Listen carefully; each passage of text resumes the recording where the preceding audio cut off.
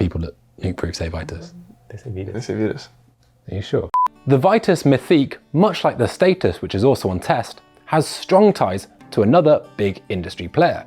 In its case, Nukeproof. This bike, which has full 29-inch wheels and 130mm travel at back, is one of the lightest on test and looks to combine progressive geometry values as well as a lot of balance. But how does this bike compare against its burlier rivals? Well, we got the Bellingham boys up to Squamish to find out.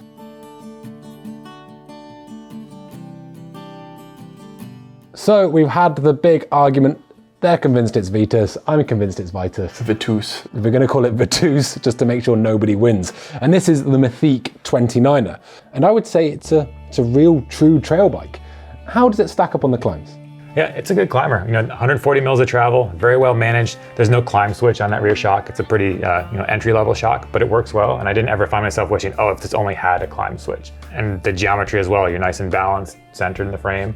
Feels like a trail bike should. It makes you want to pedal. You don't feel like you're lumbering up the hill. No, but centered is a good word because this bike has a similar reach to the Status. I mean, not far off, but it's 20 mil longer in the rear center. Does that affect the climbing? I imagine it feels a lot more, like I said, centered. But yeah. Is your weight over the front end kind of feeling like it's tracking evenly? I think, yeah, I mean, a better way, I think of it as just like you feel more balance between the two wheels, like where that Status is kind of pivoting around the back in every corner. The Vitus is like arcing a bit better through turns, and that's on the descending as well. But I like the way it climbed. And is this bike obviously a little bit less travel than the aforementioned Status, all these names, Jesus Christ. But is it a bike that's efficient? Is it firm? Or is it something that tracks and kind of hugs the ground and delivers a lot of grip? Somewhere in the middle. I think the shock tune on it is like, it feels relatively active, but by no means are you like moving through travel a lot. And it has a pike up front. I think that's like a pretty good tell for like how the rest of the bike feels. It's like pretty sporty, efficient, but like forgiving when it needs to be. And Kaz, this bike, entry-level bike, $2,600, one of the cheaper ones on test, especially if we take out any kind of special deal pricing.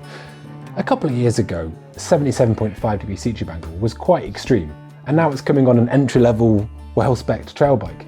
How did this play into the feel, the seated position? Was it a comfortable place to be, or was there a lot of weight in your hands? Yeah. No, I found it really comfortable. I think these numbers are very modern and they work well. At first when seat tube angles started to get steeper, everybody worried you'd be too hunched over the front and too much weight and pressure. I didn't find that to be the case. Rode it on a lot of appropriate trails for it, so kind of more meandering, rolly, and I found it very comfortable. So is that seat tube angle steep enough to even mean that Darrow doesn't have to run his saddle at a 45 degree tilt? I'm not sure about that, but I'm gonna do that no matter what. That's a him thing. But overall, I think it's a nicely balanced bike, and it feels really natural when you hop on it. You don't have to adapt to your riding style. It feels like a bike. I will say I didn't slam the saddle forward at all on this. Like it was just comfortable in the middle. As was. So let's get into descending.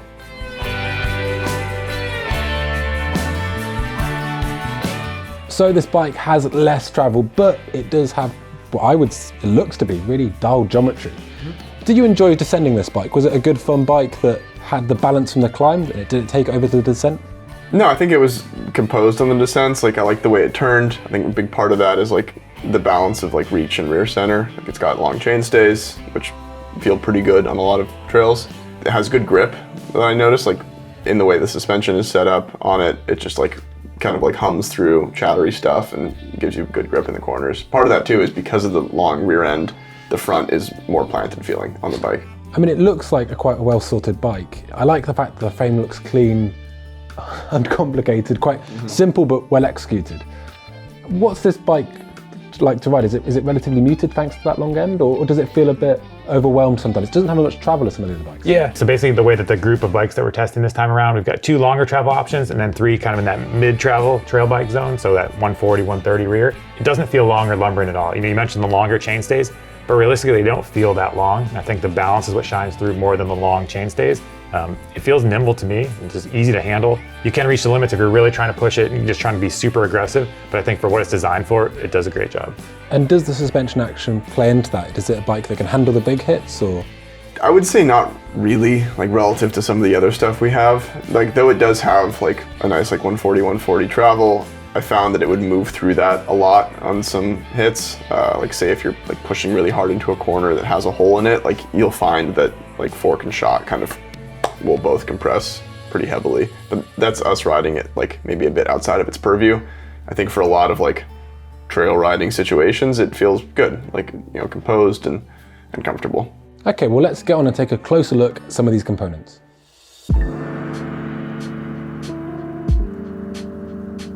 So Kaz, I look at this bike, and one thing that catches my eye is the SLX brakes.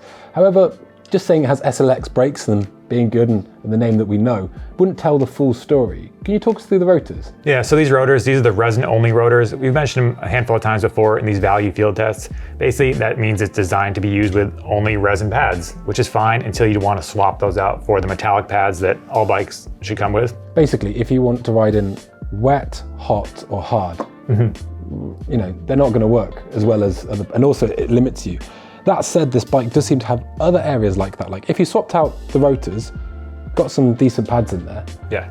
Similar said to the fork, you know, you could put in a better damper and be pretty much good to go on this bike. It's got a really quite a balanced spec. Yeah. Is there anything that you say actually didn't either dimensionally, proportionally, or in terms of performance deliver what you needed? I mean, same complaint with a lot of these bikes. Like it could use a longer dropper post. It could also use like better ergonomics with that lever, but that's like maybe too fussy a thing to We talk can be about. fussy with that. That lever is my least favorite lever in the world. Fair enough. It's Yeah, it's the shaped- one that looks like a broken thumb. Yeah, it's like it's the shaped wrong this way instead of this But way. it's strange though, Yeah. because to me, when we talk about value, something that will give most riders more confidence is clearance.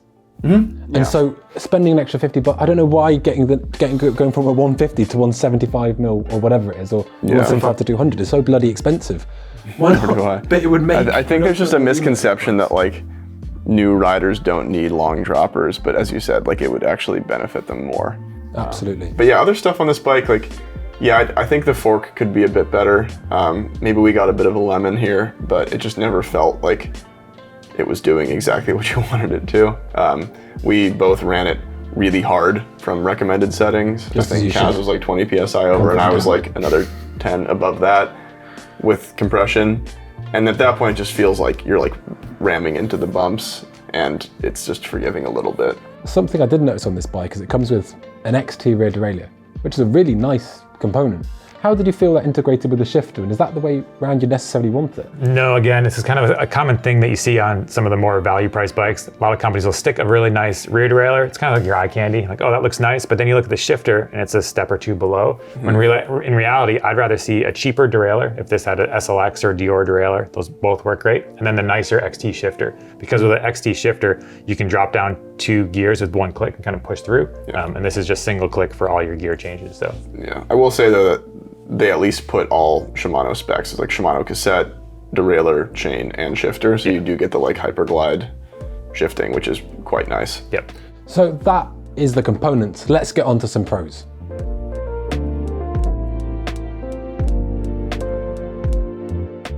So Kaz, talk us through the plus points for this bike. I think this has really well-balanced handling. It feels like the way that a trail bike should. You know, no matter which way the train is pointed, it's got that kind of more nimble feel to it. Also very balanced. And then moving on to the frame itself, external cable routing, the frame details are well sorted. And going to the components, most of those components are very well matched to the bike. You get that full Shimano drivetrain. It's got Schwalbe tires with a softer rubber compound compared to some of the other ones we have. So overall, it's a really good package. So, I mean, it's unthinkable to think that anyone could even ride a bike without through the headset cable routing. Imagine But that. let's go on to the negatives.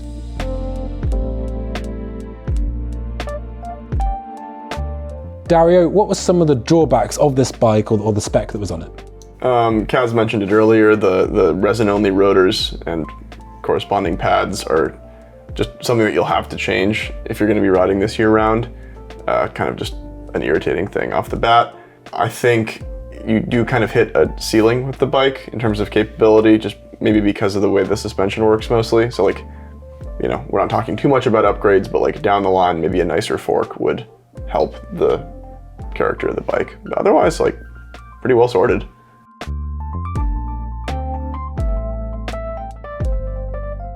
So let's talk about value. This is the lightest bike on test. Of the trail bikes, it's also the cheapest bike, even if only by $1. But what would you give it in terms of our famous donut score out of 5? I'm giving this one 4.5 donuts out of 5. 4.5. It's a good one. You know, like we said, good drivetrain, good frame to work from, plenty of room for upgrades, solid. And Dario, who is this bike for, apart from people that eat half a donut apparently? You're gonna leave half the donut on the table and you're gonna go for a trail ride. I mean, we use that term too much, but like people who want to go out and ride whatever local system of trails they've got in the woods, up, down, all around. I don't think it's like for pushing the gnarliest terrain, but for like exploring and having a good time. As a great man once said, no steeps alone for me, just snaking berms through the trees. Trail riding, ooh yeah. No, trail riding is great and it sounds like this is a real true trail rider's bike. So thank you very much for watching another Pinkbike field test video on this week's budget field test. Stay tuned for all the content coming your way. No steeps alone for me. I like gentle berms between the trees. It's trail riding, ooh yeah.